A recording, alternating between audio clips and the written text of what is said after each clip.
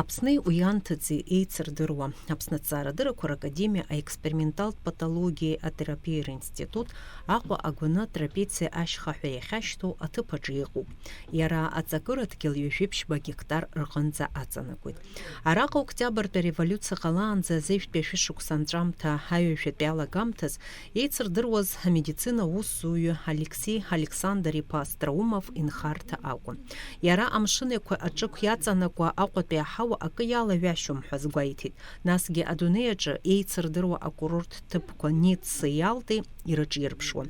Александр Астраумов ихарџьала еиҿкаан асубтропикатә ҵиаақәа рпарк, аинститут иахьаҵанакуа иҟоу ахыбрақәа ргылан. Аҟәатәи амаамынқәа рпитомник еиҿкаан зқьи шәи ҩажәибжьба шықәса, нанҳәамза ҩажәиԥшьба рзы. Убри аҽны Гвинеантәи иаагаз амаамынқәа зҭаз аӷба Пестель Аҟәа иӡхыҵит. 95 лет тому назад, 26 августа 27 года, на рейд Сухума пришло судно «Пестель».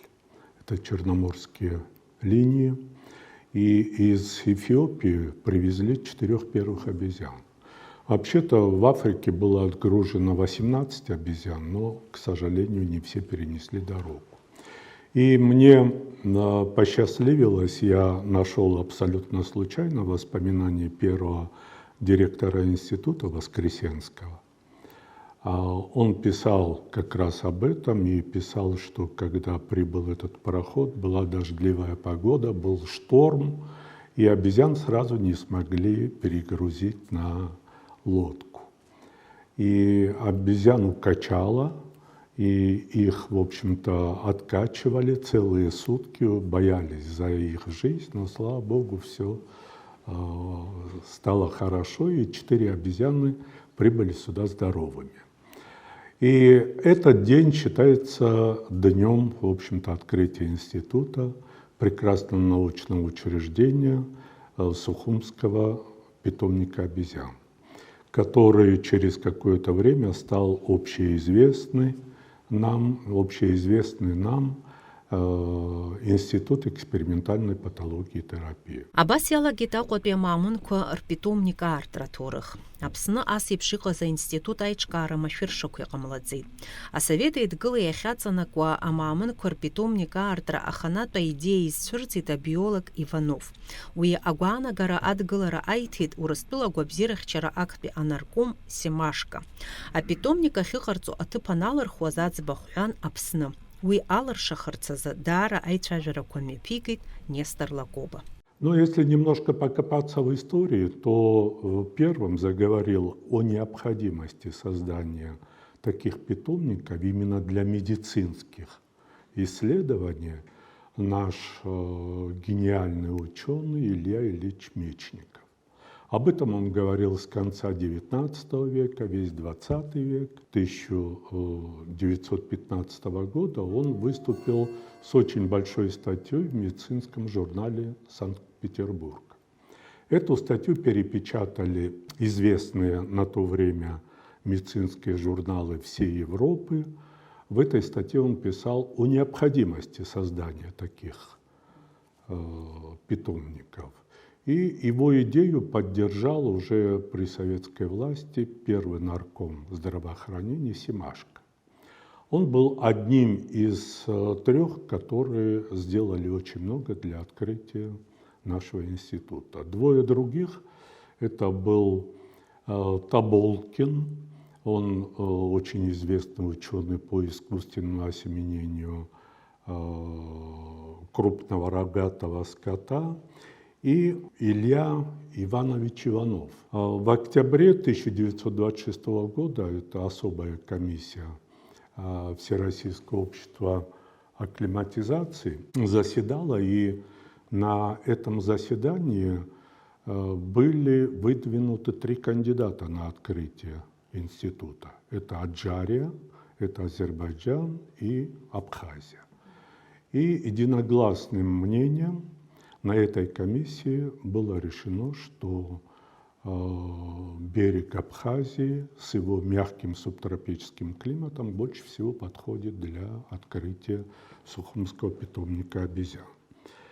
Большую роль сыграли в открытии института первый председатель Совнаркома Нестор Лакоба и двое наркомов. Это Анчабадзе и Семерджиев. Это наркомы курортов и здравоохранения. Конечно, безусловно, как основоположника нашего центра, стоит сказать, не стоит, это огромный вклад. Это председателя СНК Абхазии Нестора Аполлоновича Лакоба.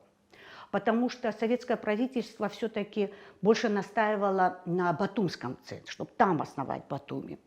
Нестор Аполлонович все сделал, используя все свои связи, дружеские отношения с Иосифом Сталиным, все сделал для того, чтобы центр был именно здесь. Нестор Лакоба лично сам ездил несколько раз в Москву и подписал соглашение между Институтом эндокринологии и нашим правительством. И на открытии нашего центра, а именно 24 августа 1927 году, когда привезли, доехали до нас всего 2 павиана и 2 шимпанзе, он лично сам присутствовал. И Нестор Аполлонович, это его слова, начало положено. То есть в будущем он верил в то, что у этого института, у этого тогда питомника просто, будет большое будущее. Вот вклад и взгляд государственного мужа, который видел на десятилетие вперед. Амамын корпитомник аҟәа аиҿкаара хықәкыхадас изыҟазгьы ҵаҵӷәык аман. Аиҳаракгьы ачымазарақәа ралкараан ԥышәарак аҳасаб ала рхы иадырхәоз амаамынқәа араатәи аклимат ахьырнаалоз азауп. Исследования в области использования обезьян показали, что наибольшее часто используют обезьян в области инфекционной патологии. И говоря об инфекционной патологии в нашем институте, нельзя не сказать о двух гениальных ученых, которые много лет работали в Сухуми. Это Виктор Петрович Чумаков и его жена Марина Константиновна Ворошилова.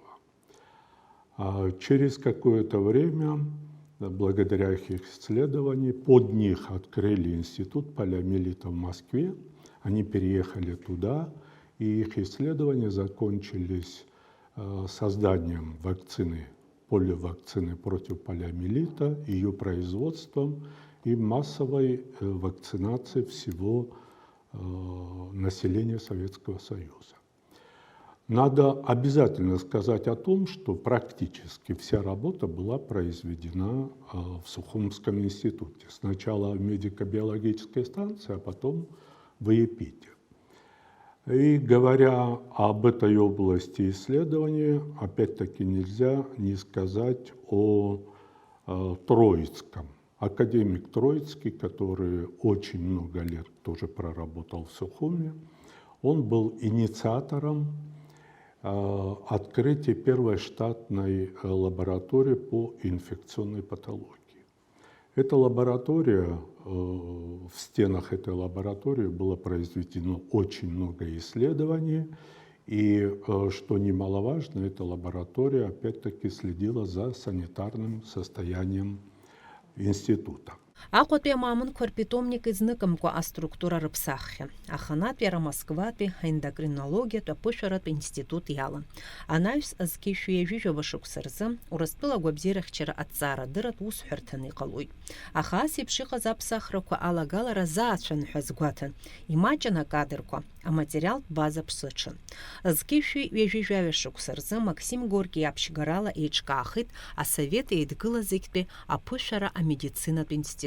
Анаҩс уи ихьӡахҵан Максим Горки. Иара питомник иаҭаара ахатә ҭоурых амоуп. Этот центр очень был интересен для многих ученых, общественных деятелей, политических деятелей. Сюда приезжали с самого основания крупнейшие, такие общественные политические деятели. Одним из них Максим Горький. Наш институт носил название до Великой Отечественной войны, до 1941 года, имени Максима Горького. Правда, потом мы не знаем, почему было снято имя, или почему потом о нем не говорим. Тоже я, например, в литературе не смогла найти. Но Третья поездка в Абхазию у него была в 1929 году. Он отдыхал в Афоне вместе с сыном, садится на электричку. Человек такого ранга, просто, без охраны, сам. Вышел вот здесь на платформе ГУМа, подошел к нашей лестнице. И отдохнуть перед тем, как подняться. Один из сотрудников, или вернее аспирантов нашего центра, еще не института, это 29-й год, удивился, увидев Максима Горького, вдруг сидящим на лавочке. Подошел к нему и даже, знаете, не поверив себе, он сказал: «Максим Горький?» «Да». Конечно, с радостью вместе с сыном они вместе поднимаются. И было для всех это, знаете, как необыкновенно, потому что человек просто вот так пришел и увидеть, потому что он сам также, он был близкий друг Павлова. И он тоже считается одним из таких сподвижников для того, чтобы основать этот центр. И в литературе сохранилось такое, но какой был эксперимент, мы не знаем, что он лично со своим сыном участвовал в одном из экспериментов. Какой это эксперимент был? Ну, физиологический. Но какой, с какой целью, тоже загадка для нас. Потом после событий здесь, то есть после посещения нашего центра, через 2 года умирает его сын. Ну, тоже есть, знаете, такая неофициальная версия, что его сын участвовал в одном из экспериментов как подопытный. И вдруг он такой молодой умирает. Максим Горький, когда ему сообщили об этом, он был не удивлен. То есть ожидаемо тоже много вопросов возникает. И это в литературе остается загадкой для нас, для нашей истории. С Максимом Горьким связано еще то, что он присылает нам партию павиан, самочку и самца с детенышами, то есть участвует в становлении нашего института и курирует так негласно наш институт. Все делает для того, чтобы этот центр сохранился. Еуипшим аамҭа курза аинститутаҿы аус руан аҳәаанырцәтәи аҵарауаа. Дара араҟа имҩаԥыргахьан ачымазарақәа ралкааразы аԥышәарақәа. Урҭ рахьтә имаҷым аҭҵаара дуқәа. Аинститут аусураҿы иҟоуп иалкаау апериодқәа. Убасҟан имҩаԥган иахьа уажәраанӡагьы крызҵазкуа аҭҵаарақәа. У нас в институте вместе с другими институтами, в первую очередь Институт биомедицинских проблем, был директором Олег Газенко, вместе провели очень большую работу. И я считаю, что на долю наших ученых выпала уникальная возможность. Они предложили модель, клиностатическая модель гипокинезии обезьян. Что это такое? Я долго не буду рассказывать. Дело в том, что эта модель, она формирует некоторые, скажем, фрагменты невесомости. При помещении обезьян на этот прибор, большой он довольно, масса обезьян уменьшалась на 20%. А вы вспомните, это были такие времена, это сейчас можно подняться на самолете в воздух, и какое-то время люди летают в невесомости. А тогда таких возможностей, если и были, то буквально они на минуту получали невесомость. И с нашего питомника полетели 4 пары обезьян. Это 8 обезьян. И их называли по буквам алфавита. То есть в первую пару попали там Абрег, Бион и так далее, и так далее. А 5-я пара, всего 6 пар полетела в космос. 5-я пара, уже было преддверие войны. Все эксперименты подготовки этих обезьян 5-й пары были проведены в нашем институте, а потом их передали уже с началом войны в Адлерский институт, то есть они были готовы. А 6-я пара уже полетела с Адлерского института. 6 пар обезьян, 12 обезьян всего. Они полетели с 83 по 96 год.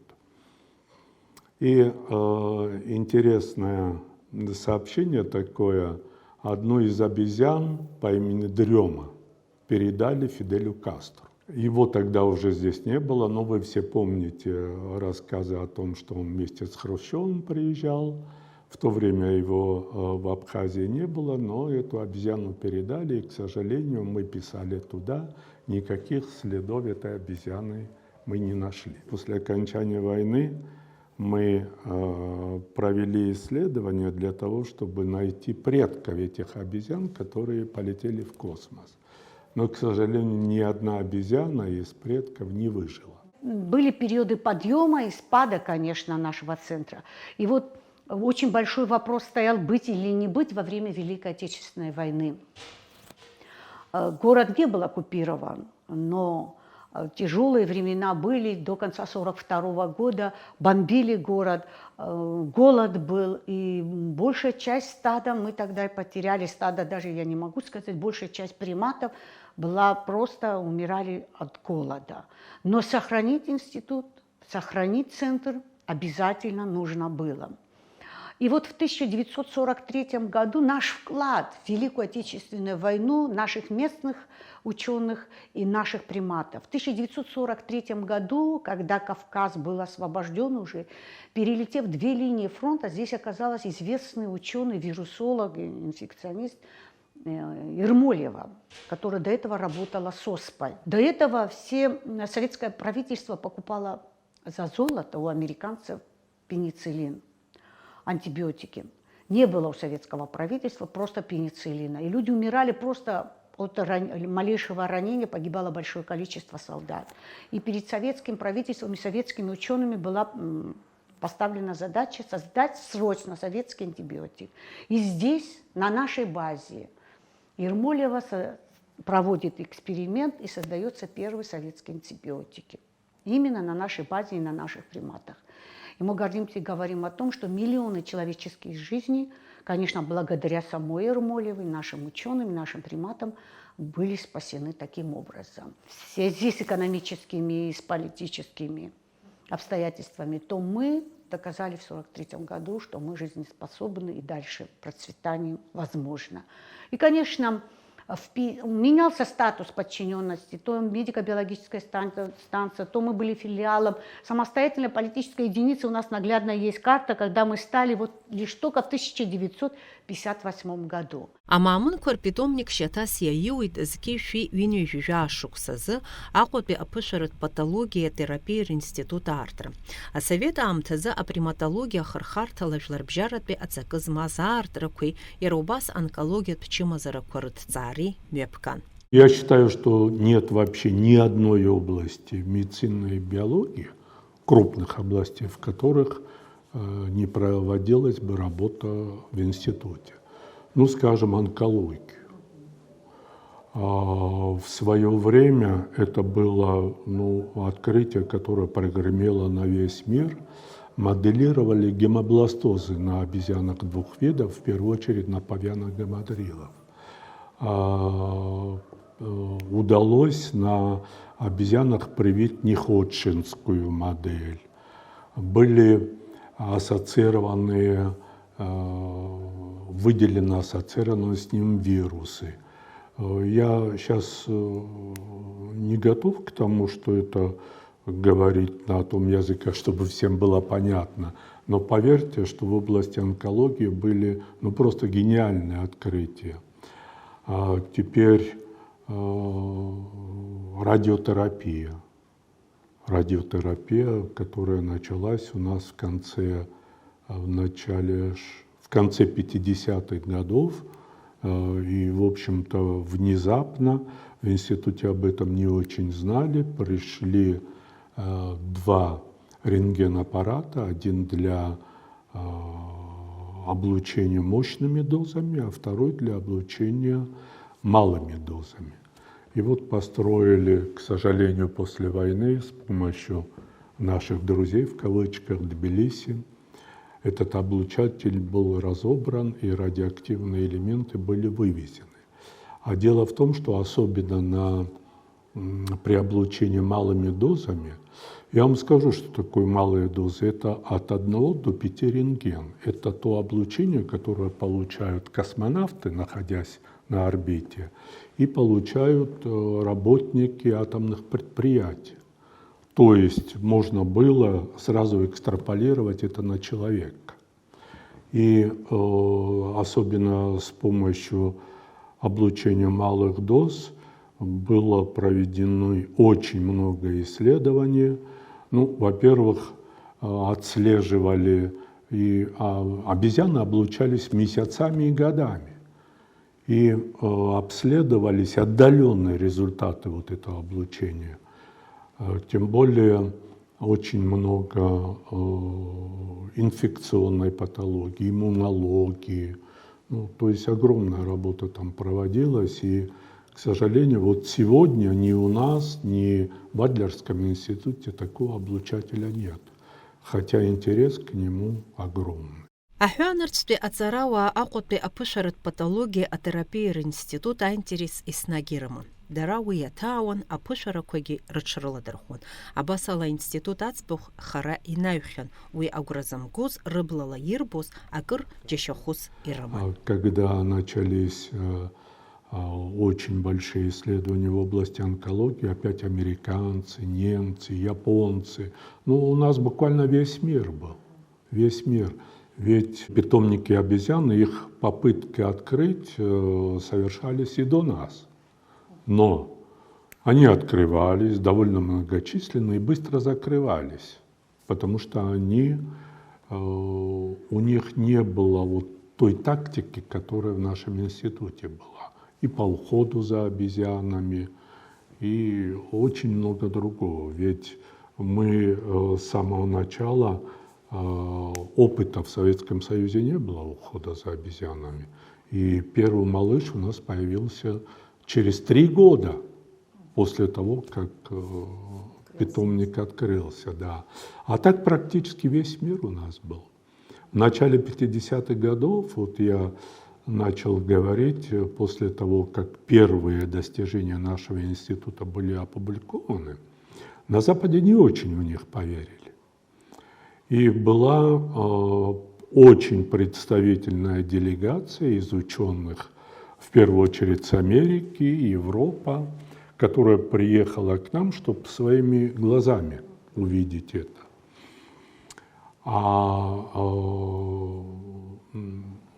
Предводительствовал в этой делегации видный ученый Уайт, он был председатель ассоциации кардиологов и личный врач Эйзенхауэра. И когда они увидели это на самом деле, они сказали о том, что ученые всего мира должны быть благодарны ученым Советского Союза за открытие этого института. И представляете, только в 50-х годах, после того, как они все это посмотрели, только после этого начали открываться подобные, вот я подчеркиваю это слово, подобные институты по всему миру. Это и Америка, это и Европа, Япония. Еуепшам аамҭа курза институтаҿ аус руан аҵарауаа аӡәырҩы. Урҭ рыхьӡ аинститут ашьақәгылара узаҟәымҭхо иадҳәалоуп. Акыр шықәса инеиԥынкыланы уи еиҳабыс дыҟан амедицинатә ҵаарадырақәа рдоктор, апрофессор Борис Лапин. Иара ихаан аинститут акыр аизҳареи ақәҿиарақәеи аман ҳәа азгәарҭоит. Говоря о расцвете, наш институт связан с именем Бориса Аркадьевича Лапина. Его вклад неоценим в становлении этого центра, конечно. Для нас он является основоположником этого центра, который всю свою жизнь посвятил тому, чтобы этот центр остался крупнейшим, старейшим, лучшим в мире. Все для этого сделал. Конечно, время директорства Бориса Аркадьевича Лапина – это время расцвета нашего центра. Участвовал сам лично в экспедициях по отлову обезьян во Вьетнам, в Африку. Ну, во Вьетнаме у него была большая экспедиция, где эксперименты и одновременно отлов обезьян шел. То есть в количественном плане мы расширялись, только увеличивались. Обменивался со многими странами, именно были бартерные сделки. Ну, что на что меняли, тоже не можем открыто все сказать, потому что это было полурежимное учреждение. И архивы до сих пор не все нас допускают, и не все мы можем сказать. Здесь работали ученые с мировым именем. Международная обстановка была уже тоже другая. Конец 50-х и 60-е годы. Это вот расцвет холодной войны, так называемой. На нашей базе ученые, которые работали, делали открытия, не все имели эти открытия мирового значения, которые были, они не все были опубликованы, они не все были известны мировому сообществу медицинскому, печатались лишь только во внутренних медицинских журналах. Но мы можем и гордиться, что здесь такие ученые работали, как Зильбер, Петров, Троицкий. Это люди медицины, знают, что это мировые глыбы, и их вклад в науку неоценим. И на нашей базе все эксперименты по онкологии, по вирусологии. Здесь инфекционисты всех масштабов работали в нашем институте. Ермолева, вот только ее имя, и наш институт может гордиться своими трудами. Аинститут ахахуа аиуит Аԥсны Аџьынџьтәылатә еибашьра. Аибашьра анцоз уи ашьҭахь ҩышықәса аус руан еиуеиԥшым алабораториақәа. Иааидкыланы зынӡа аҭҵаарадырратә ҟәшақәа ааба аман.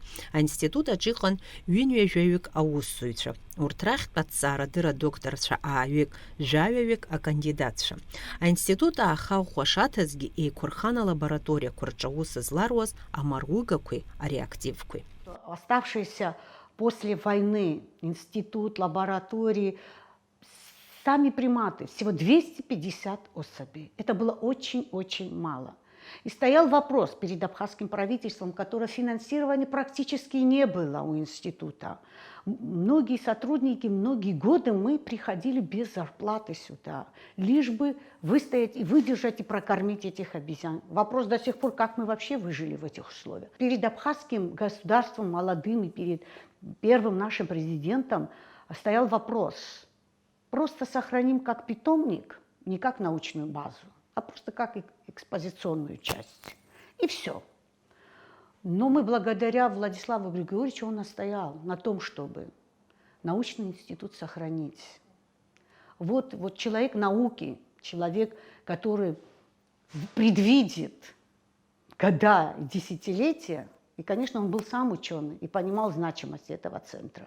И он настоял на том, чтобы наш центр остался не как просто питомник и зоопарк, экспозиционная часть, а именно как научная база. Какую-то часть обезьян мы привезли из Адлера, около 50 обезьян. Тогда Борис Аркадьевич нам помог. А все остальные обезьяны – это наши партнеры, какое-то число обезьян небольшое. А все остальные обезьяны – это мы повышаем рождаемость, и сейчас их около 500. А надо сказать, что ведь в свое время, в 70-х годах, была открыта производственная база в Тамыше. Там около 2500 обезьян было. И, к сожалению, эти обезьяны не сохранились. Еще в 70-х годах в урочище Западная Гумиста, это в 20 километрах отсюда, не доезжая ГЭСа, были высажены 2 стада павианов гамадрила. И, честно говоря, сам Борис Аркадьевич, он мне рассказывал об этом, не очень верил в то, что они приживутся, потому что, во-первых, они практически на воле, климат, к которому они не очень привыкли. А почему выбрали павианов гамадрилов? Потому что у них на родине разница между ночной и дневной температурой, около 50, даже более градусов. И вот они там прижились. Они прожили до войны почти 20 лет, но дело в том, что когда началась война, линия фронта проходила буквально по тому месту, где они находились. И последние данные об этих обезьянах у меня есть в 2008 году. Мы тоже предприняли несколько больших экспедиций, ходили в горы, по тем следам, о которых нам говорили жители, но мы сами этих обезьян не увидели. И после 2008 года никаких данных об этих обезьянах уже нет. Хотя, конечно же, этот эксперимент необходимо просто воссоздать. Представляете, когда мы открыли на Гумисте вот этот заказник, очень много ученых со всего мира, в первую очередь с Европы, приезжали на несколько месяцев, потому что и наши физиологи из России, потому что их жизнь можно было наблюдать на воле. А для физиологов это, в общем-то, клондайк. Хаамтаза эксперименталт патология терапия института чаус руит от царадырат лаборатория уртирию, аща биохимия от цари, а пышерат гематологии, а иммунологии, а вирусологии, а физиологии, а патология нерв системы, а инфекция патологии, а приматко ранкогент вирус корыт цари лаборатория. Рабхедза института чиадыртаз а физиологии, а патология нерв системы лаборатория ау. وقالت زكيشي ويجي جاخ شوكسازم физиолога Царауи Иван Павлов и Цала. Ярайцаве а профессор Каменский ёб арт разлшас. Ракы мепкан а кырацакызмаз а пышерат Цараква. Само название физиологии высшей нервной деятельности говорит о том, что здесь лаборатория, исследования лаборатории были направлены на изучение функционального состояния разных отделов головного мозга, разных уровней, коры, там, глубоких структур. Вообще все исследования были связаны с изучением механизмов развития разных этих отделов и изучение их роли в регуляции механизмов различного биологического поведения, эмоционального состояния, пищевого, оборонительного поведения.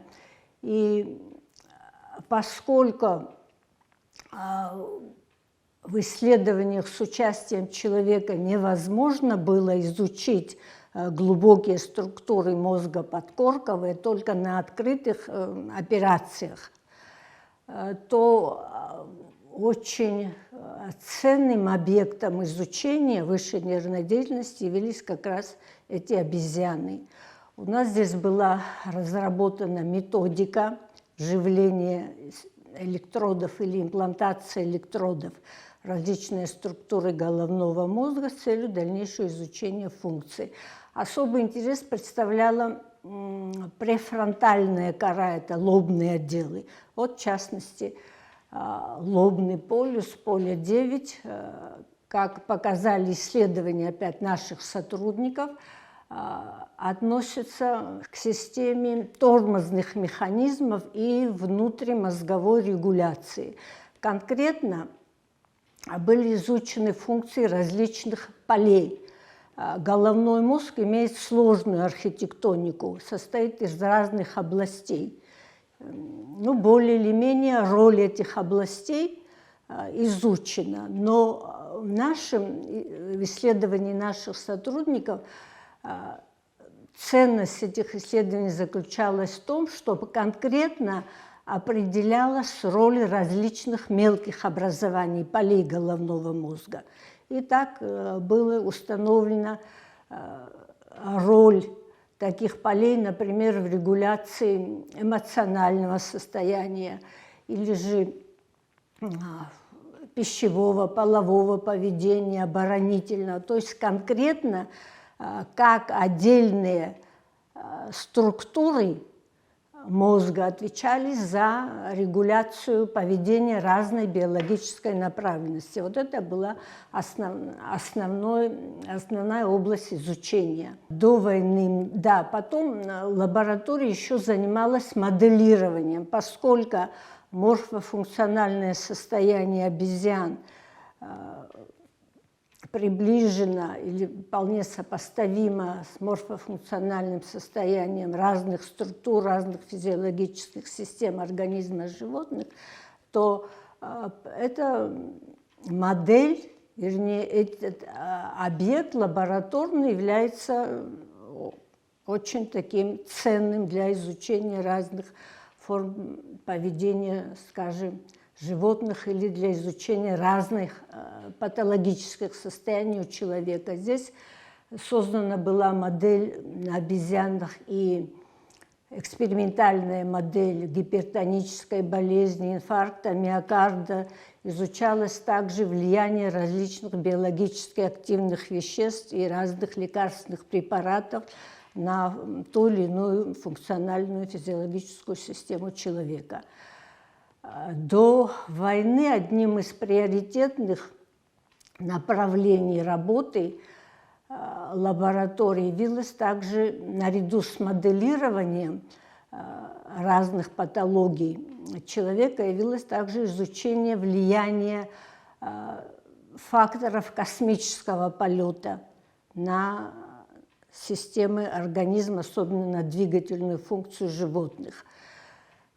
Конкретно наша лаборатория принимала участие в подготовке обезьян к полету на биоспутников. Всего было 6 биоспутников. Начиная с 1983 года было запущено 6 биоспутников, и подготовки животных, подготовки программы этих космических экспериментов, самое непосредственное, 4 биоспутников, непосредственное самое влияние, непосредственное участие принимала наша лаборатория. Программа эта включала изучение и моделирование эффектов невесомости, таких, например, как клиностатическая гипокинезия, это изучение влияния ограничения двигательной активности на разные системы, в частности, на двигательную систему, что явилось очень ценным. Мы видели, когда космонавты спускаются уже из биоспутников по окончанию полета, что они не могут даже, им трудно самостоятельно двигаться. И вот изучение таких вот механизмов, интимных механизмов нарушения двигательной функции явилось одной из задач. Почему? Ну, до этого было очень много также исследований по изучению разных факторов космического полета, но необходимо было иметь такую модель, которая бы позволяла изучать эти нарушения с использованием инвазивных методов вживления, то есть вживление электродов, разные мышцы, отдельные структуры головного мозга. А это невозможно было в исследованиях с участием человека. Вот так. Поэтому и настолько ценны были. В частности, было доказано вот, исследованием нашей лаборатории, в частности, вот моей диссертации, что нарушение двигательной функции в условиях ограничения двигательной активности и факторов космического полета имело определенные закономерности. Вначале происходило резкое нарушение функций, потом эти нарушения не изменялись, то есть двигательная система уже переходила на новый какой-то уровень регуляции, на новый уровень работы в изменившихся внешних условиях. И затем опять определенный спад. Вот этой вот такой дифференциации раньше не отмечалось в полетах с участием человека, но подтвердилось позже в более длительных исследованиях. Вот это один из таких важных, что ли, выводов нашей работы. Асип шиғазатсара ква айбашырғаланзы имя пырга квазру. Уяштах атцара квар формат псахым. А лаборатория чау сызлар уазамаруга квари харага гамаст. Убряғын атцара кварыме пгара акари уадаюхи. Формат исследований был сокращен, в частности, нашей лаборатории, из-за того, что у нас были раскулачены многие наши и аппаратура наша, и самое главное, утрачена вот эта нейрофизиологическая методика из-за того, что стереотоксический аппарат, на котором мы работали при вживлении электродов, он тоже был растащен, так сказать, разрушен. И послевоенное время уже мы занимались в рамках общеинститутских таких тематик и конкретно изучали уже состояние, скажем, эмоциональной реактивности или состояние оперативной, кратковременной памяти, долговременной в разных условиях. И послевоенных в результате вот этих наших военных действий, переохлаждения животных, недостаточности питания, как это сказывалось на состоянии высшей нервной деятельности. Сначала обезьян вообще питомника, потом в зависимости от возраста. Большая такая общеинститутская тема была. Далее мы изучали влияние биологически активных веществ, как я сказала. Очень интересная была у нас тема, связанная с исследованием влияния.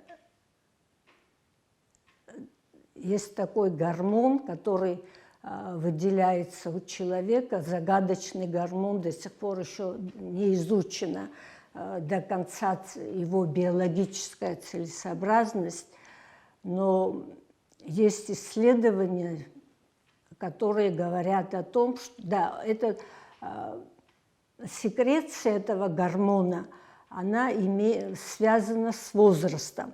Вот в возрасте ребенка от рождения до 2 месяцев этот гормон выделяется в корой надпочечников в огромных объемах. Не доказано, зачем нужно новорожденному такое количество. Затем прекращается его секреция, и где-то в возрасте 15 лет опять возобновляется, и максимум приходится на возраст 25-30 лет. Затем постепенно с возрастом секреция сокращается. И многие болезни, связанные, ассоциированные с возрастом, считается, что они связаны именно с дефицитом этого гормона. Эта работа была проведена совместно с эндокринологическим центром российским в Москве. Введение физиологических доз этого дегидроэпиандростерона, этого гормона, улучшало качество жизни. Эти животные стали более активными. Внешне то, что в глаза бросалось, шерсть у них стала более густой, такой шелковистой, блестящей, точно как у молодых здоровых животных. Они были более активны, происходила гармонизация основных нервных процессов. Обычно у этих животных доминирует, особенно в экспериментальных условиях, процесс возбуждения. А здесь и процесс и возбуждения, и торможения был гармонизирован. Они стали более активны, двигательная функция тоже возобновилась, и пищевое поведение изменилось. Даже рабочие, которые ухаживали за ними, заметили это. Они говорили, что вы им такое воете, что они стали такие активные, такие энергичные. Вот это была работа. Мы в то время не могли выезжать за границу, но была совместно эта работа опубликована в таком рецензионном журнале, как «Физиология человека», и по результатам исследований наш комплексер из Москвы, он докладывал уже на международных конференциях в Штатах дважды. Этот доклад имел большой успех. Мы действительно показали, насколько это введение этого гормона людям возрастным улучшает качество их жизни. Мы изучаем, во-первых, у нас геронтологическая тематика в институте, тоже это общеинститутская была тематикой. Наши сотрудники выезжали в села и исследовали состояние разных систем у долгожителей, то есть у людей, возраст которых превысил 90 лет. И конкретно я вот занималась изучением электроэнцефалографическим обследованием, то есть изучение функционального состояния головного мозга. Затем закончена была у нас тема в этом году, мы исследовали такой препарат, как фенилгидрозин. Определяли нашей лаборатории, как это влияет, опять-таки, на память, на кратковременную и долговременную память. Таких исследований нет. И статья уже принята к печати, тоже показали, что длительное соприкосновение даже с малыми дозами этого препарата тоже вызывает значительные изменения и одного и другого вида памяти.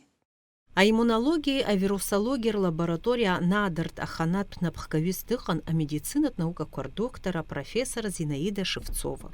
Лара Москвапе Ахюнткарат по медицина институт Далгит с Киевфи Винья Жижаха Шуксаза. С Киевфи Винья Жижаха Шуксаза Гамалея Ихцесхо эпидемиология, а микробиология институт аспирантура Далгут. Ярубря Шуксан Ахуапе Пышарат патология терапия институтах усура диеркуй. Вежашук синери ханылара а вирусолог саргуп напхкара алтун. Зкифи пщин вежек шуксазы, а иммунология, а вирусология лаборатория напхкавис тхалуй. В свое время, в 1961 году, Зинаиду Всеволодовну непосредственно под тематику инфекционной патологии в лаборатории инфекционной патологии НИИ Питана из института Гамалея перевели в наш институт. Зинаида Всеволодовна сама была сухумчанкой, но закончила Московский медицинский университет, закончила аспирантуру под руководством известного академика Троицкого. И в 1961 году была направлена в этот институт. Около 20 лет она возглавляла вирусологическую группу и в 1981 году возглавила уже лабораторию. После нашей войны, отечественной, переименовали в лабораторию иммунологии и вирусологии. За все эти годы были проделаны очень серьезные исследования. Мне хочется остановиться на самых хотя бы основных. Всем известен, по крайней мере в научном мире, о открытии Зинаиды Всеволодовны вируса геморрагической лихорадки обезьян. Это произошло в 1964 году. Вирус Зинаида Всеволодовна назвала очень символично Сухум-64 и передала его, штамм этого вируса, коллекцию вирусов Минздрава СССР. Почему стоит заострить внимание именно на этом открытии? Потому что сегодня, во время нелегкое, в котором мы живем, когда, к сожалению, тема биотерроризма остается актуальной, вирус геморрагической лихорадки обезьян, он входит в семейство вирусов, куда относится и вирус Эбола тоже. Соответственно, в свете этого актуальность вируса, который открыла Зинаида Всеволодовна, имеет особую актуальность. Особый интерес в свете ковидной истории, скажем так. Сегодня мы уже 3-й год боремся с этим вирусом, новой коронавирусной инфекцией COVID-19, но немножечко скажу о том, о чем вы тоже знаете, что в свое время спонтанная коронавирусная инфекция, вспышка была в нашем стаде нашего питомника. Этот вирус был идентифицирован у обезьян нашего питомника. И была создана экспериментальная модель. И штамм вируса также был передан, 2 штамма вируса были переданы в коллекцию вирусов Минздрава СССР. Нельзя забыть об открытии вирусного гепатита в свое время в нашей лаборатории. Вирус был идентифицирован у обезьян нашего питомника, и далее была создана модель. И что особенно интересно, что как раз-таки перед Отечественной войной 1992-1993 года одна из первых вакцин от гепатита была как раз-таки апробирована на нашей модели наших обезьян. Успешно апробирована. Это была немецкая вакцина. Также в свое время, в 70-х годах, у особи нашего питомника были выявлены миокардиты. И, как оказалось, этиологическим фактором были вирусы, который был также идентифицирован в нашей лаборатории, и штаммы были этого вируса также сданы вот в коллекцию МЗС СССР. Хаамҭазы алабораториаҿы имҩаԥырго аҭҵаара рҽырыԥсахит, уажәазы рнапалакуп ауаҩытәыҩса ишықәсанҵыра иадҳәало аҭҵаарақәа рымҩаԥгара. Иара убас еиуеиԥшым ачымазарақәа рзы алаҵақәа аус рыдыруалоит.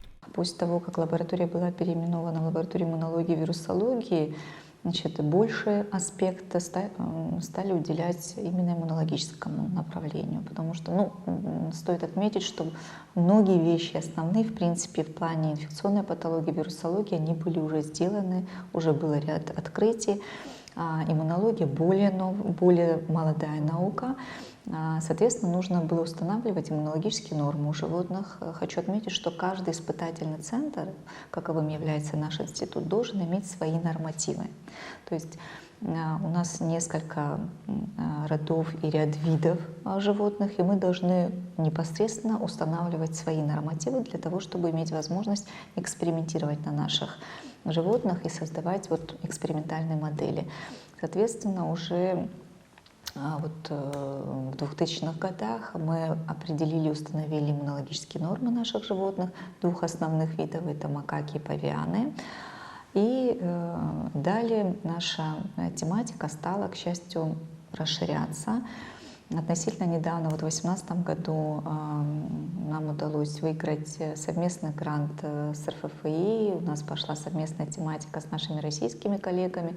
В частности, это наши башкирские, уфимские коллеги из Башкирского государственного университета и Института биохимии и генетики. И мы впервые стали заниматься генетическими исследованиями нашей популяции абхазской, то есть занялись эпигенетикой. Уже вышла не одна статья за последние 3 года, с 2019 года. Мы конечно, гордимся, что мы смогли, давно к этому шли, смогли в этом направлении работать. Также с 2017 года мы вернулись опять к тематике долгожителей. Мы исследуем долгожителей Абхазии достаточно глубоко, широко, многопрофильно. То есть исследуем достаточно широкий лабораторный спектр, а также выезжаем к нашим геронтам на дом с специалистами разного профиля. То есть выбираем тех, кто, есть такое понятие относительного здравия, да? То есть абсолютно здорового человека в таком возрасте быть не может. Так вот, наша задача определить наиболее здоровых и у них выявить нормативные, потому что нет норм для долгожителей. Что еще особенно важно, пока мы об этом мечтаем, но уверена, что мы к этому придем, это предиктивная медицина, предсказательная медицина, когда ты обследуешь не просто пациента. Во-первых, мы должны наши эпигенетические особенности выявить, наши национальные, да. Потом у каждого пациента есть свои предрасположенности. Ҩажәижәаба ашықәсқәа рзы иаартын ашьа абиохимиа аҭҵаара алабораториа. Имҩаԥырго абиохимиатә ҭҵаарақәа рҟынтә иалыркаауеит хырхарҭак. Мы занимаемся биохимическими исследованиями. Одними из самых старейших в нашем институте. Еще Бочкарев в 30-е годы заведовал лабораторией биохимии. И нормативы у наших животных, они всегда интересовали исследователей. Поэтому, в принципе, это такая постоянная тема института, которая из адаптационных каких-то нормативов перешла все-таки на сегодняшний день в нормативы приматов нашего питомника. Также мы занимаемся различными доклиническими исследованиями и моделированием на приматах. У нас в лаборатории различная тематика, касаемая всех биохимических исследований. То есть мы по 3 проблемам работаем, как весь институт. И у нас есть биохимические исследования на приматах, включая в себя нормативы и моделирование и доклинику. У нас есть исследования в области геронтологии, различных возраст-ассоциированных заболеваний в области дислепидемии.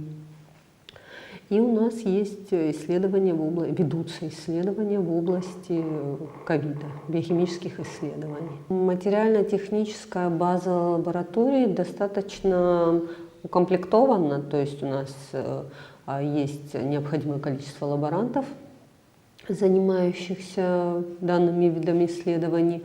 У нас есть 2 аспиранта пишущие свои диссертации, 2 аспиранта академии, одна 3-го года обучения, другой 1-го года обучения, выполняющие диссертационные темы в области биохимических исследований.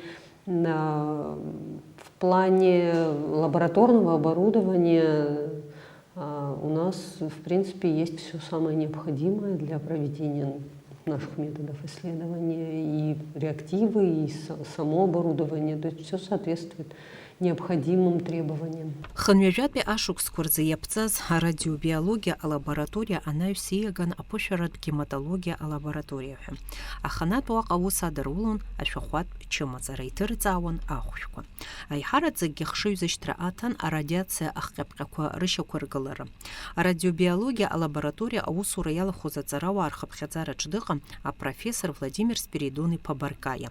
Яра юнески зевшуксанца наука цараза института директориха тыпуйстыгы. Напхкара айтон аща о патологии, о физиологии рухша. Ипшма пхюс Зинаида Шевцова ери рыбстаза разыге института ча отцара дырра ус язырги. Ахвянырцпи отцарава айдари и рыбжа займадара куйрыбзорана айбашраштах института айташукургылара ус акырьяцхрай. Дара акыри куцарар куаначар. Ра адзамта цвеяхя института ча ус руит. Акушаку напхкара артуит. Владимир Спиридоны Побаркая апсныз чапсазбыз наука ус зуюха ахедзихцу. Хаамта запышарат гематология лаборатория чи ипсаху угу. Уи напхкара алтуит а биология цара дыраквар кандидат Теона Каландия. Наша лаборатория экспериментальной гематологии была, в общем, образована из лаборатории радиобиологии. Радиобиология, тема прекратила свое существование, поскольку это были исследования еще советских времен, и на базе этой лаборатории оформилась лаборатория экспериментальной гематологии в 2005 году. Лаборатория занимается исследованием параметров кроветворения. Мы используем полуавтоматические анализаторы гемостаза, это анализ свертывающей системы, и автоматический анализатор крови.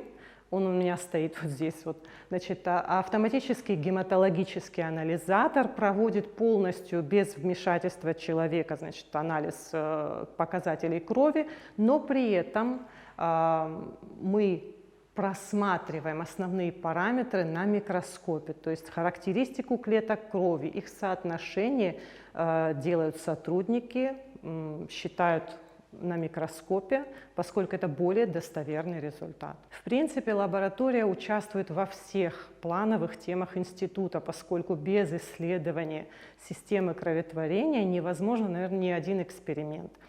Мы участвуем и в общеинститутских темах по характеристикам основных физиологических систем приматов. У нас идет работа по выработке нормативных значений для нашего питомника, поскольку мы должны пользоваться региональной нормой. Наши обезьяны живут в определенных условиях. Мы работаем с геронтологической тематикой, когда исследуем параметры, опять же, физиологических систем разных возрастных групп населения Абхазии. Также у нас появилась новая тематика в связи с коронавирусной инфекцией. Мы тоже исследуем систему гемостаза, это свертывание крови. Как мы знаем, это важные параметры в диагностике. Таким образом, наша лаборатория выполняет достаточно такие обширные функции и полноценно участвует в научной жизни института. В составе лаборатории у нас как заслуженные сотрудники. Одной сотруднице у нас 85 лет. Значит, это заслуженные сотрудники, которые давно работают и с большим опытом работы, но и молодые, которые пришли недавно, тем не менее успешно работают, осваивают все методы. Это выпускники нашей базовой кафедры. Хамта зайрубаса усырвойт онкогент вирус куячима зарачка патологии лаборатория. Онкогент вирус лаборатория напхкара алтуит, а биология царадыра кандидата доцент Валентина Тимановская. Лары и герта царау айрабзурала с чизом псахуа клетка культура алка. Анализ от царадыра белкара кахасабала Санкт-Петербург от цитология институт, филарбжарат клетка культура коллекция хабхедзала. Ала. Ярубасги Валентина Тимановская, а примат вируску лимфотропку рылка, Ивановский их цезху а вирусология института хюнткарат коллекция ялалит. А чему зарачка патология, а микробиология лаборатория амтала анапхкюина панцакуналык дзуйт Саида Ардашели.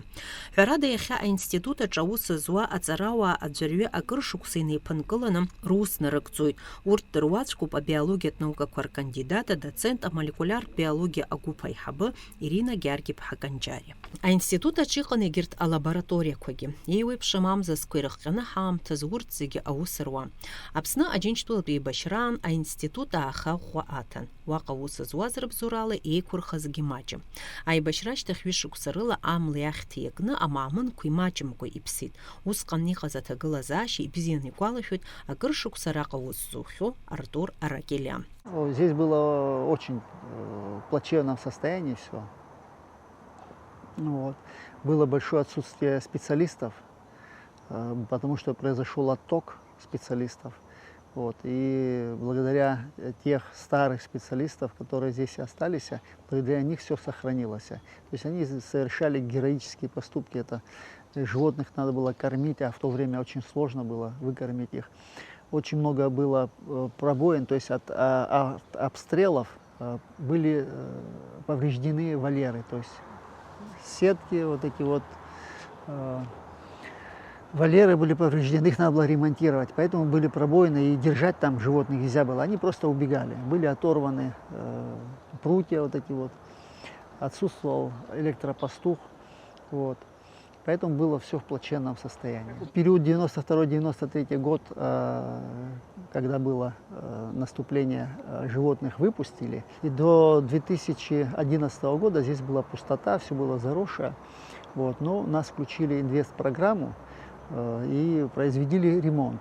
Ремонт произвели, отремонтировали электропастухи и ввели сюда животных. Вот они здесь обитают, живут, у них большая просторная вольера. Вот, сажали здесь небольшие семья, там по 3 самки, самца, а сейчас они расплодились до 15, до 20 голов. Условия шикарные, как видите, вольеры обслуживаются, каждый день чистятся, промываются. Кормление производится 2 раза в день, вольера солнечная, так что животным здесь хорошо. Арта авальер коханвежижа бапи ашук скурзир гылан хус канапснапе делегация Америка еган. Упрака ирбаз ячырпшны анаюс амамын курзе иеха иманшалуп хазгуатана а питомникача атып эчкан. Здесь было вот на верхней части, вот здесь внизу были вольеры, они старые были, построены очень давно. Вот, и когда наша делегация съездила в 70-е годы в Америку, они увидели, как там создан питомник, вот, и осмотрели, сфотографировали, а потом вот на этой территории сделали такую же вольеру, то есть по тому принципу. В каком году это было? Это было 72-73 год, а в эксплуатацию введен был этот объект в 79 году, 80-е годы. Вот.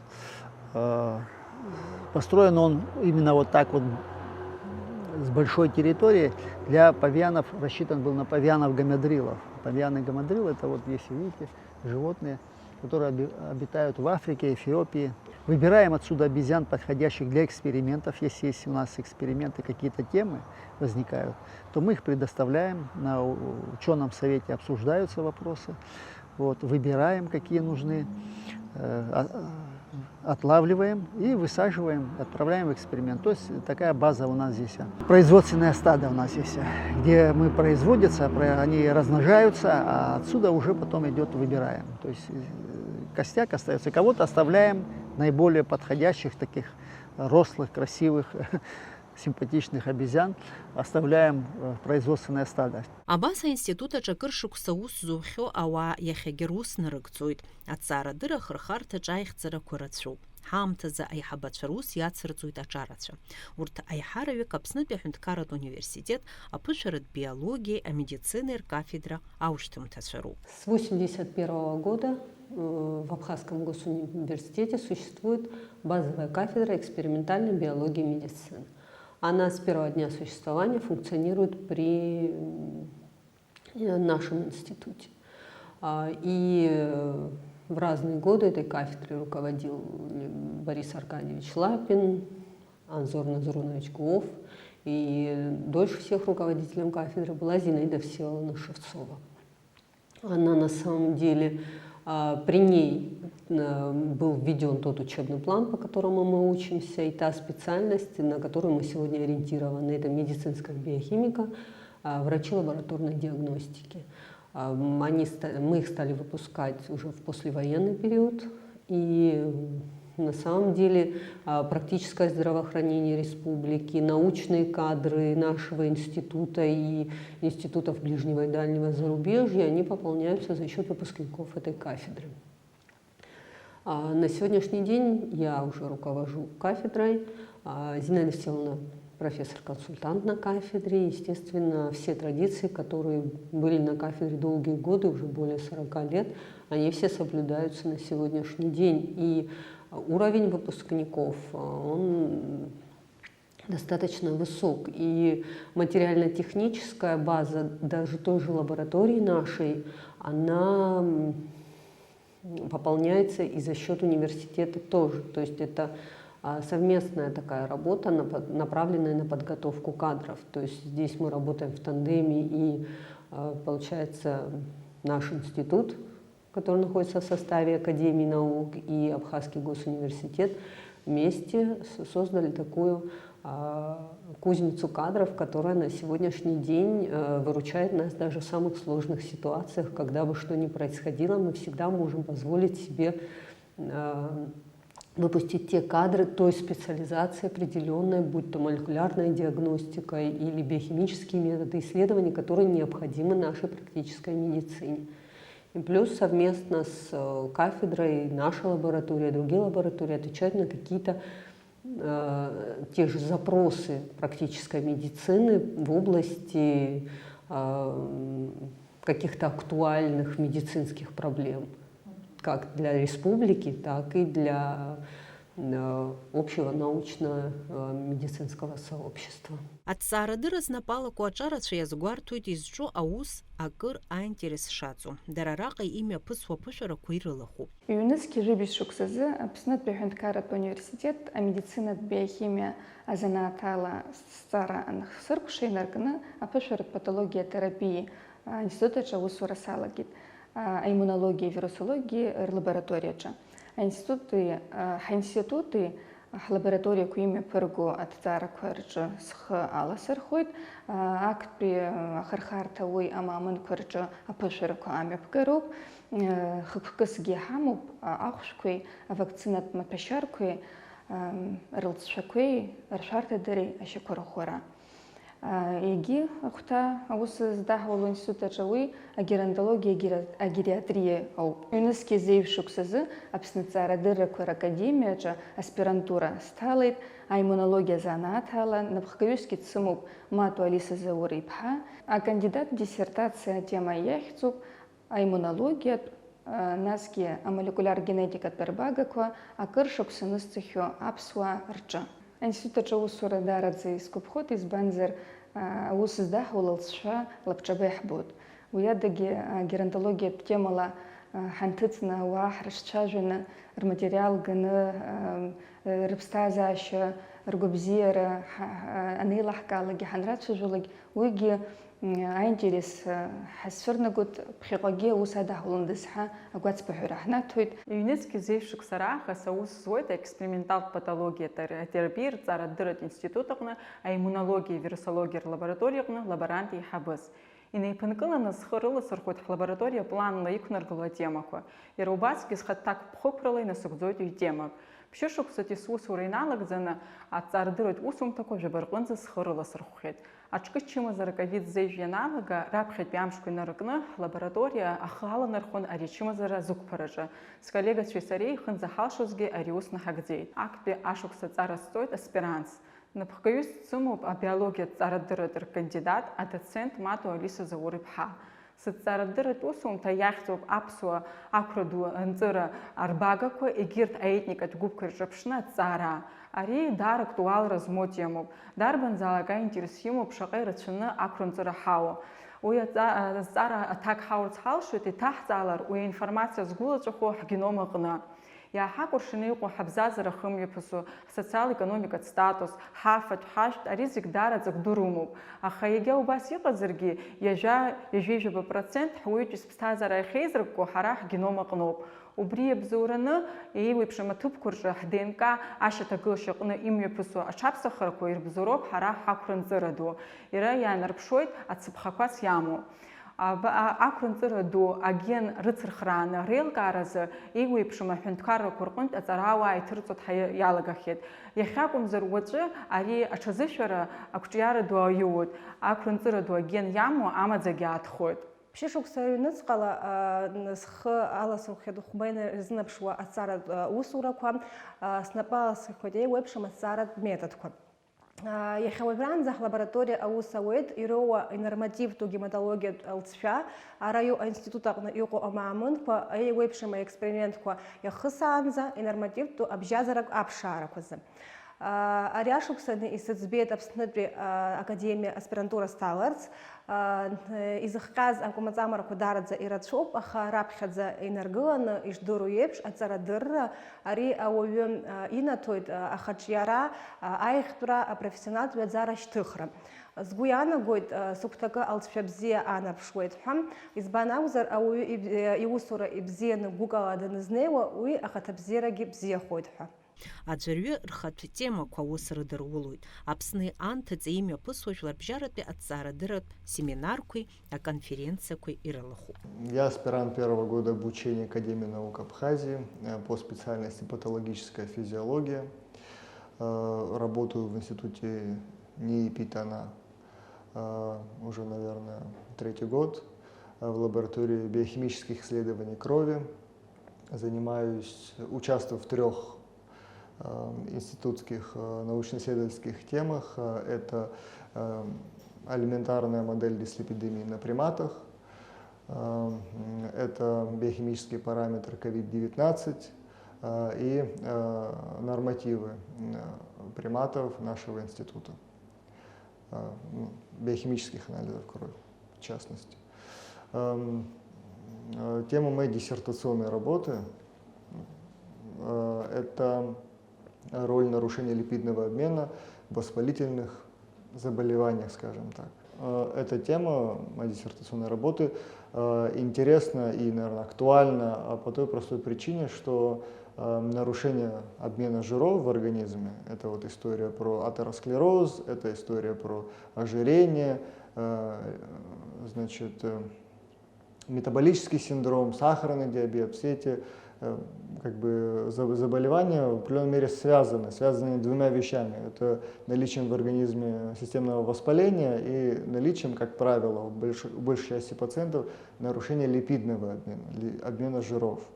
Соответственно, моделирование этой истории на обезьянах позволяет сделать 2 вещи. Во-первых, изучить связь механизмов воспаления и нарушения липидного обмена, это раз. И 2, получить модель этого нарушения, с которой потом можно работать. Например, испытывать препараты на фазе доклинических испытаний или разрабатывать препараты, которые опять-таки потом можно испытывать на этих обезьянах, допустим, условно. Поскольку этот вопрос является до сих пор нерешенным, и многие аспекты нарушения обменных процессов жиров и воспалительных механизмов до сих пор как бы исследуются, то вот наша вот эта лепта тоже очень важна, именно вот с таким прицелом, как бы с таким направлением. Я являюсь аспиранткой 3-го года обучения Академии наук Абхазии по специальности патологическая физиология. С 2018 года работаю в научно-исследовательском институте экспериментальной патологии и терапии Академии наук Абхазии, а именно старшим лаборантом в лаборатории биохимических исследований крови. Участвую в 5 плановых темах лабораторий, в одной из которых являюсь основным исполнителем. На данный момент идет работа по диссертационной теме который называется «Роль липидного обмена в микроциркуляторном кровотоке». Моим научным руководителем является кандидат биологических наук, доцент Ахуба Лариса Атаровна. На данный момент нами обследовано 50 пациентов с разной патологией сосудов. Это атеросклероз, тромбофлебит, ишемическая болезнь сердца и инсульт. Значит, работа выполнялась на базе отделения сосудистой хирургии при Центральной республиканской больнице, а также отделения неврологии во второй клинической больнице. Всем больным проводилось определение липидного спектра и дана была оценка микроциркуляторных параметров с помощью лазерной доплеровской флоуметрии.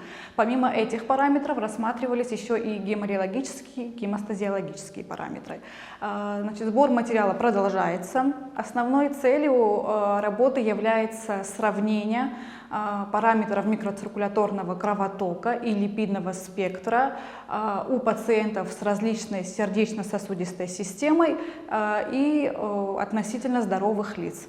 Институт ачахам тазиме пурго хырхарта хадакуириуп алацакорд цари урт ршарта дара айлкари. Аусуракуи эцеме пургует гамалея ихцисхо эпидемиология, а микробиология рцара дырат в центре дары. А имхар шахуй за что ачима зараза, алаца вожеза ахпапи айтап яхасует. Приоритетным направлением нашего института является изучение вакцинных препаратов. Мы продолжаем традиционно это направление, и следует отметить, что с Институтом Гамалея мы уже в этом направлении в послевоенный период работаем более 13 лет. Значит, на сегодняшний момент вакцина по коклюшу, которая прошла успешно доклиническое испытание в нашем институте, проходит 3-й клинический этап испытания, что не может нас не радовать, и мы очень надеемся, что благополучно пройдет и 3-й этап, как и предыдущие 2 этапа клинических испытаний. Это на взрослых. Параллельно сейчас у нас проходит работа по изучению безопасности, иммуногенности живой атенуированной коклюшной вакцины для детей. И мы работаем на сегодняшний день с младенцами. Создаем модель на младенцах. Тоже очень интересное направление. Конечно, рассчитываем на хороший результат. Параллельно с этим с другой лабораторией Института Гамалея мы работаем в данный момент с вирусом бешенства.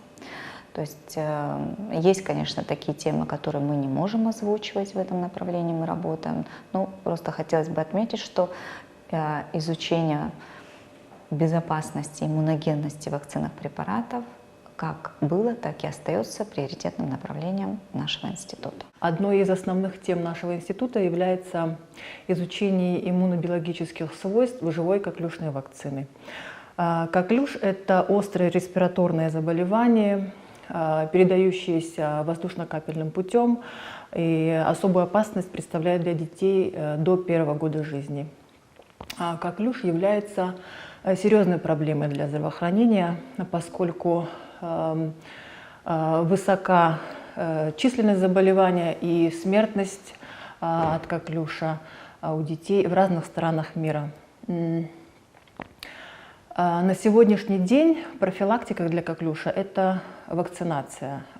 Применяемые вакцины, 2 типа АКДС-вакцин – это цельноклеточная и бесклеточная, они вводятся не естественным для этой инфекции путем, интраназальным, а инъекционно. И они дают сравнительно небольшой иммунитет, если сопоставлять с иммунитетом, формирующимся после заболевания. Кроме того, наблюдаются случаи местных и общих поствакцинальных реакций, и все это сподвигло ученых на создание новой живой коклюшной вакцины, которая бы позволила использовать естественные пути введения для этой инфекции, интраназальные. В НИИМ имени Гамалеи была получена живая атенуированная коклюшная вакцина.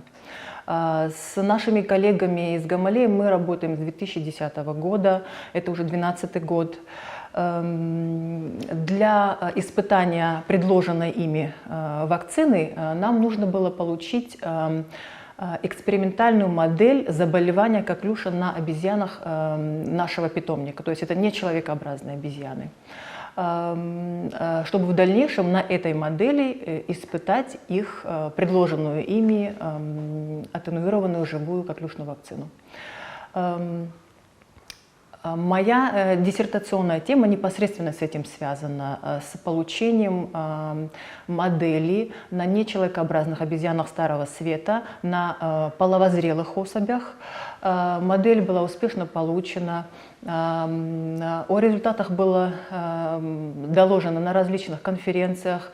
Есть научные публикации в научных журналах, рецензируемых ВАКом. Тема остается в приоритете, так как основная категория страдающих и умирающих от этой инфекции – это дети первых месяцев жизни. Адунеи зегьы иахыҵәаз ачымазараҿы ковид аҿагылара заусмҩаԥгатәқәа ирылахәын аинститут аҵарауаа гәыԥҩык. Аинститут аҭҵаарадырратә тематикақәа рахьтә акоронавирус аҭҵаара иадҳәало атемақәагьы ыҟоуп. Когда началась вот эта пандемия коронавирусная, наш институт, не в пример, я уважаю другие институты, но все-таки об этом надо сказать, она, в общем-то, наиболее готова была к этой пандемии. Я объясню, почему. Исследования по этой области у нас начались в конце 80-х годов. И мы первые, которые изучали эту инфекцию на обезьянах. И если бы не началась бы война, то мы бы уже были готовы к производству тестов. Ведь вспомните, когда началась пандемия, несколько месяцев очень много институтов как раз работали над этой проблемой. А у нас все было, мы уже приступили к этой работе, но, к сожалению, помешала война. И эти исследования все были прекращены с началом военных действий. Когда настигла пандемия COVID-19, наш институт тоже не остался в стороне. Это абсолютно правильно, потому что именно тандем научно-исследовательских институтов со здравоохранением, да, и вот такой более научный подход к решению проблем, он приносит максимально хорошие результаты. И с первых дней наши коллеги института часть задействованы и в диагностике, и в обследовании пациентов, инфицированных COVID-19.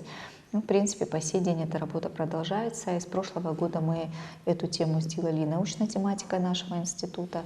А также с мая прошлого года, как только поступила вакцина «Спутник Ви», потом «Спутник Лайв» в нашу страну, мы открыли у себя вакцинальный пункт. Сейчас он не функционирует, но на тот момент, когда в этом была необходимость, мы всех наших коллег обследовали, имеется в виду не только института, но и входящих в Академию наук Абхазии, и при необходимости вакцинировали. И далее следили, и по сей день следим за их протективным гуморальным иммунитетом, да, то, что мы можем себе позволить. Аҟәатәи аԥышәаратә патологиа терапиатә институт аԥсшьаҩцәа зҭаауа ҭыԥуп. Уи ахьӡ заҳахьоу Аԥсны иааз уахь дымҩахымҵкәа дымцац. Институт иаҵанакуа зегьы иахьырбарҭоу аҭыԥаҿы иқәыргылоуп ижәижәаба шықәса апитомник аҿы иҟаз Муреи ҳәа ахьӡ змаз амаамын абаҟа. Уи иара ахатә ҭоурых амоуп. К сожалению, мы не можем похвастаться в количественном плане, но в видовом плане мы не отстаем ни от других центров. Если вот в расцвет нашего института экспозиционная часть насчитывала от 11 до 14 видов, то сегодня у нас 9 видов обезьян, и это считается вполне приличным в таком видовом отношении центром. Демонстрируем, к сожалению, не все 500 обезьян, но 60 клеток в открытых вольерах мы видим и наблюдаем.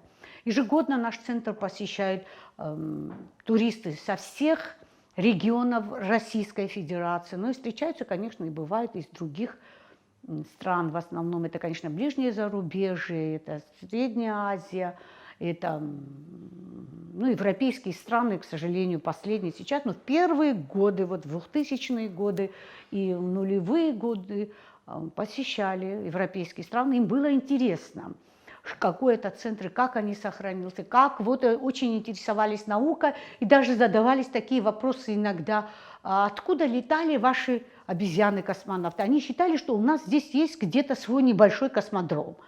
Но мы говорили только с Плесецка, с Байконура не летали, все это вот военный космодром, вот летали наши обезьяны с космодрома Плесецк. Посещаемость туристов ежегодно повышалась. Но, к сожалению, я как руководитель экскурсионной части подчеркиваю, говорю о том, что проблемы возникают у нас последние 2-3 года в связи с тем, что у нас вот плачевное положение, вы видели, дороги.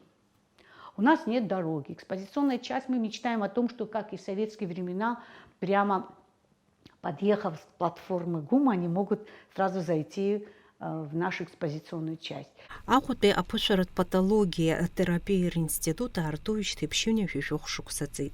Ариам теялак ценаяра адонеч и цердырвот царадырат а приматология центрный галит. Наш институт в первую очередь занимается фундаментальными исследованиями. И ждать, что вот наши исследования принесут нашей стране какие-то дивиденды, скажем, финансовые, не приходится. Этого нигде нет. Но если сегодня не вкладывать в наш институт, то завтра его не будет вообще. И дело в том, что вот есть у нас определенные достижения. Я уже не знаю, как мы это ухитряемся делать, но в первую очередь, наверное, из-за наших партнеров российских, которые, одни по старой памяти.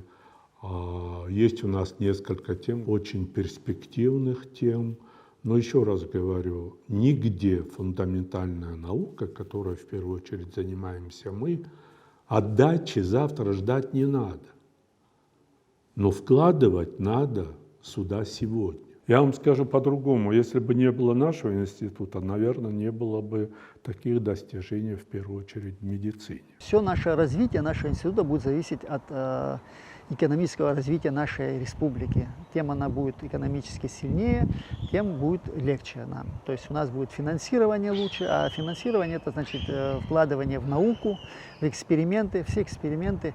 Сейчас мы реактивы все закупаются, привозятся откуда-то, а так это дорогостоящее занятия, эксперименты, поэтому нужно их финансировать. А перспективы такие, жила бы лучше, есть основа. В 1927 году был заложен фундамент здесь профессором Ивановым, как мы говорим.